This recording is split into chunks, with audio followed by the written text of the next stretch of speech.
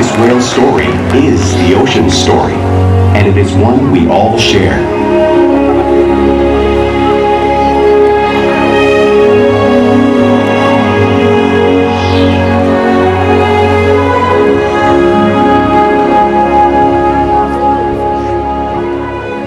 Welcome to SeaWorld's Orca Encounter. My name is Sierra, and I'm so honored to introduce you to these intriguing and majestic animals.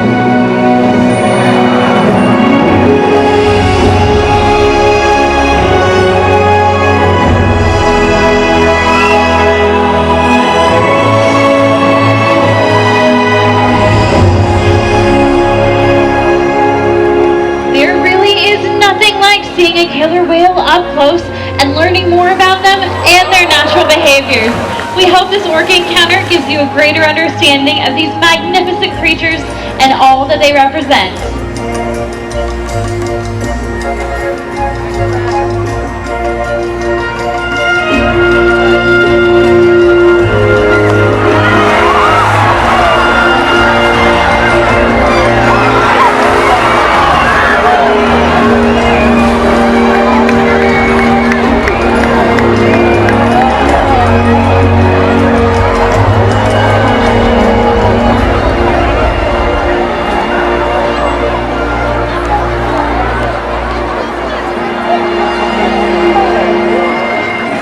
While they are found in every ocean, orcas living off the coast of Iceland are quite different than those near Costa Rica. In fact, there are at least 10 types or ecotypes of killer whales. An ecotype describes the differences between killer whale size, physical form, prey, social structure, and habitat.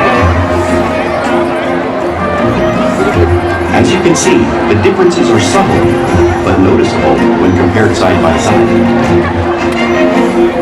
Orcas are adapted perfectly to their environments. And even the whale's black and white coloration has a purpose.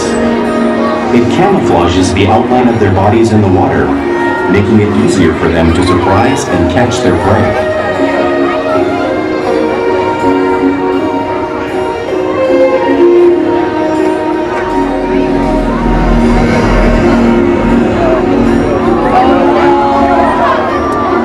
Viewed from above, the black of the whale blends in with the dark depths of the ocean.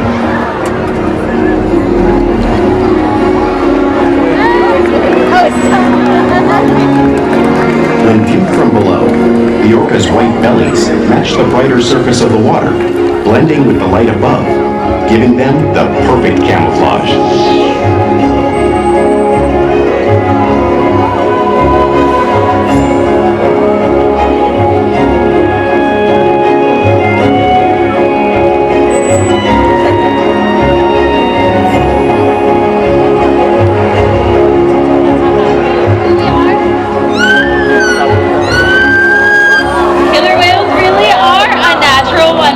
And my friend Orca here is going to help me show you some of their physical characteristics.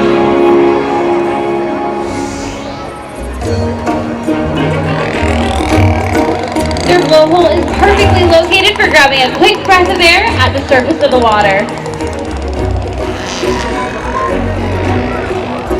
Even the location of their eyes works to their advantage.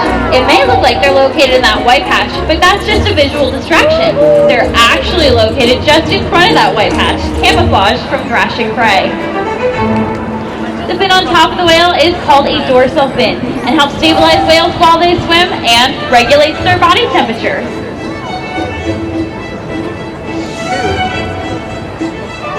The flippers on either side of the whale are called pectoral flippers, and these help with steering and stopping. If you were to take an x-ray of those pectoral flippers, you'd see 5 bony digits, just like our hands.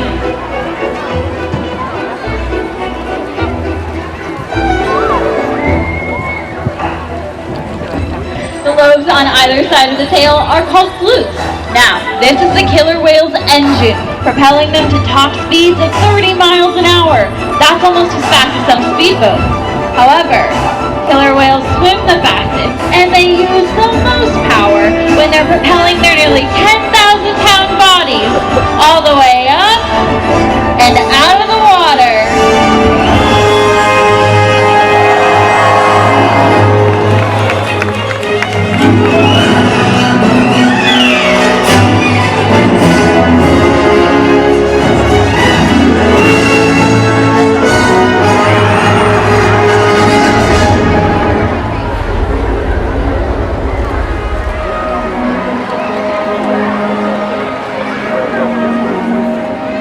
killer whales are highly social animals with a well-defined social structure. An orca pack is always led by a female. Though just half the size of her male counterpart, she is in charge. It's all about attitude, not size. Because they live and work as a group, orcas need to communicate with sounds and body language. Orcas use clicks for echolocation or navigation.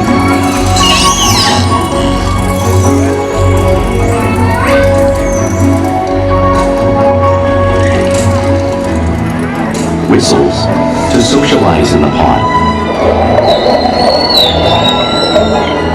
And calls for group coordination and hunting.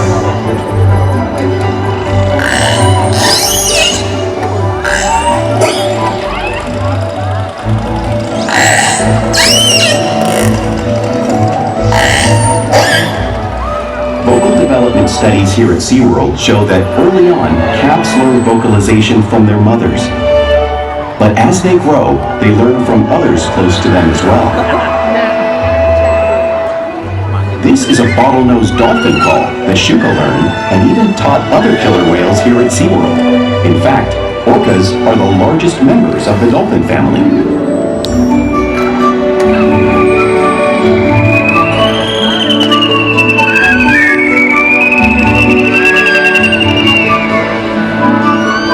Whales here and in the wild use vocalization to communicate all the time. Like all animals, killer whales use body language to communicate with one another. A pectoral slap may be used to show dominance or to get noticed. For example, a mother may use a pec slap to get the attention of her calf.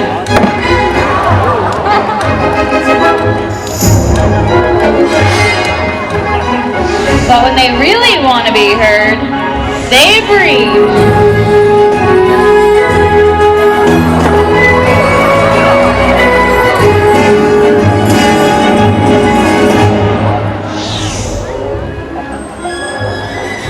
Side hopping is how killer whales coordinate and get a better view of their surroundings while they hunt.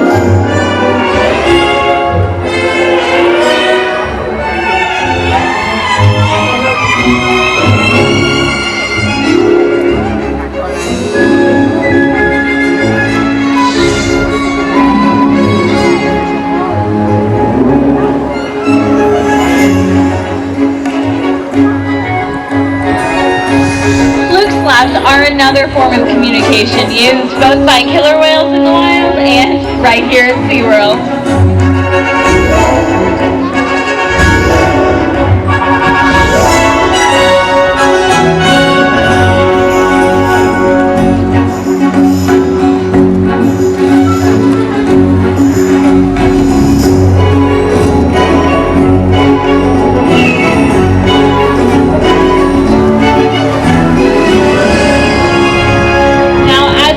Killer whales are excellent communicators. Food chain.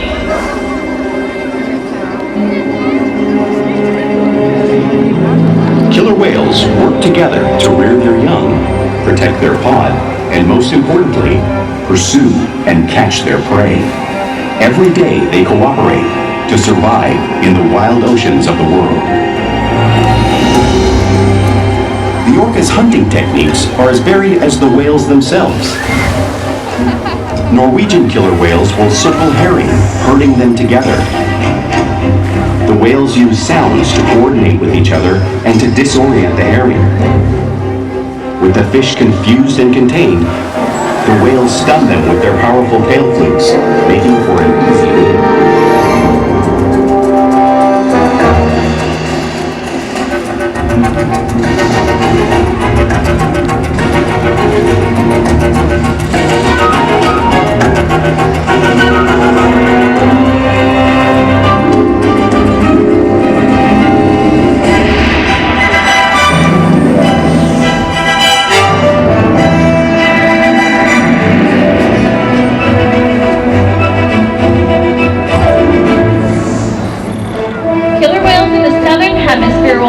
Capture sea lions by pulling them right off the beach.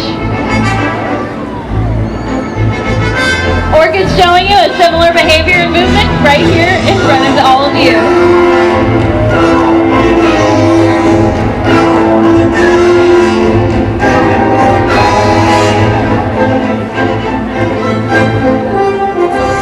Antarctic orcas will actually make their own waves to knock unsuspecting seals right off of floating ice.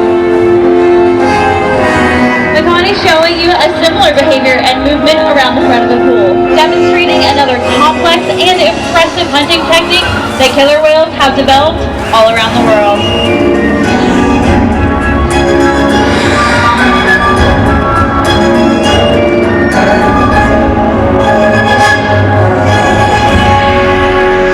Now, you just saw those waves crashing right here in front of all of you, but you can't imagine the true power or the amount of water displaced until you experience it for yourself.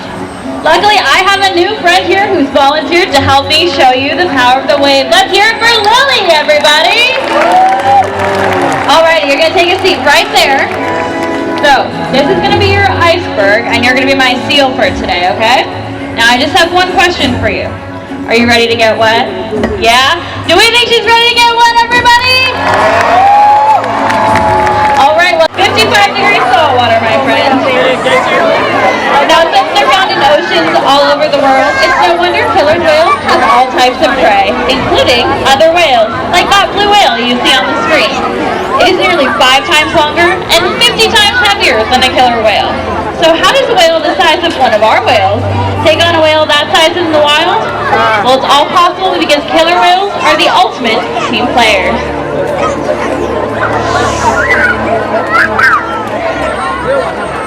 In this example, we see the larger male orcas surround a sperm whale, forming a perimeter, while the females continue to drive the whale forward until it reaches exhaustion. The calves then move in to join the adults in the group. Whatever their prey, killer whales always cooperate and hunt together, making them a highly successful predator.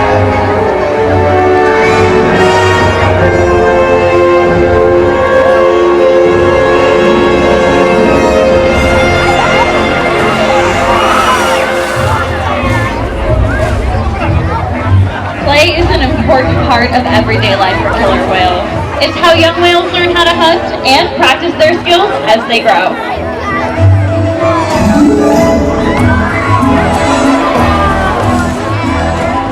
You'll often see killer whales in the wild interacting and showing off their place inside.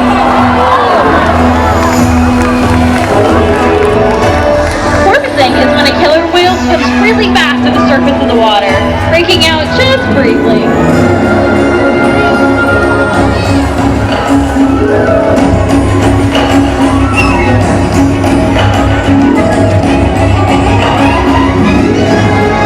Now you'll often see them do this when catching a ride in the wake of a boat or even when surfing a wave.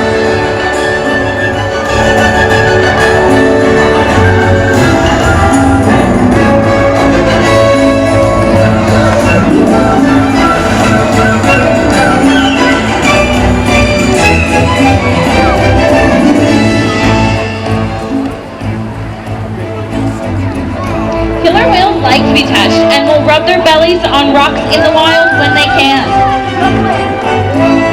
Makani's heading on over to show you a similar behavior, just like the whales would in British Columbia.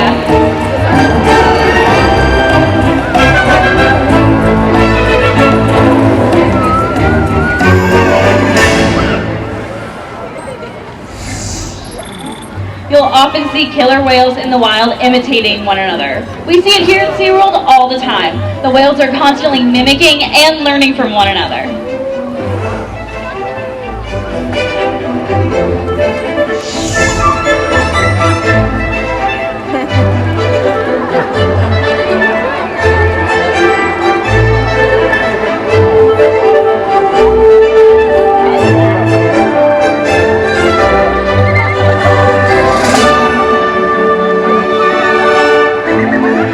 Playful behavior like this has its purpose. For example, a tail whip may be used in hunting to stun prey. However, today, I've got a feeling these guys just might be stunning all of you.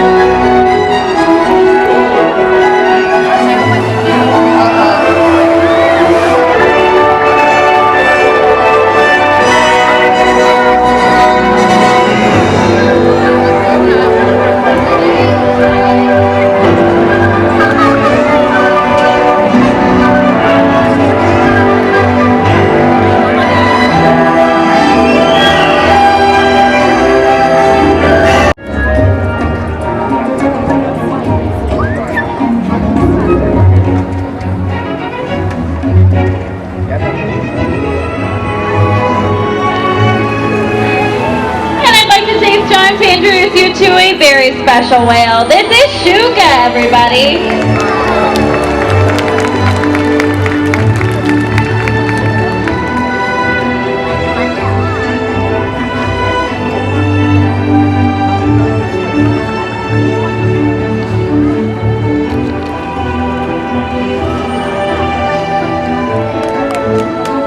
We're also able to obtain breath samples from that blowhole that you see on the screen. All because of the trusted relationships that we've built here at SeaWorld every day.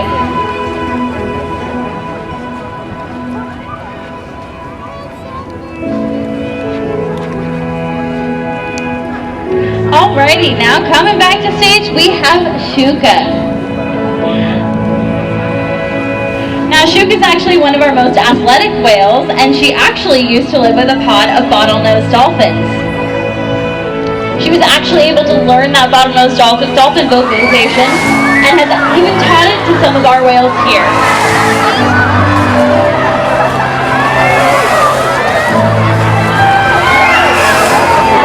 We challenge our whales every day to learn new things. The whales here at SeaWorld have helped killer whales in the wild by participating in many research studies. One ongoing study monitors the whale's heart rate and breathing to understand how marine noise pollution from ship engines and other sources affect wild populations. In another study, scientists from NOAA, the National Oceanic and Atmospheric Administration, took measurements of the killer whales living here, including pregnant whales. By comparing these measurements with drone footage of killer whales in the wild, scientists are able to monitor the wild population's nutritional and reproductive status. Other research has been done here at SeaWorld on the mother whale's milk composition. This research will help create an effective model to understand how toxins in the ocean impact wild killer whales and their milk supply. What we learn from the whales in our care every day is actively helping whales in the wild survive. And just by being here today, you've supported our rescue, research, and conservation efforts all around the world. If we work together, like the killer whale, we can protect the future of the Orca